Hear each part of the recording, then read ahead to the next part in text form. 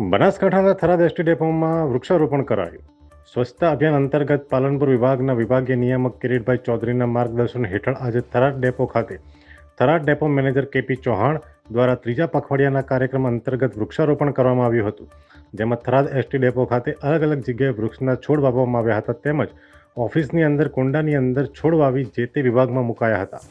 આ પ્રસંગે Tharad depot manager KP Chauhan, Tharad વિધાનસભા press media incharge Hajaji Rajput, Kashirambhai Purohit, Manubhai Trivedi, Tharad depot society director Dinesh Patel, અન્ય સ્ટાફ મિત્રો અને જાહેર જનતા ઉપસ્થિત રહી હતી.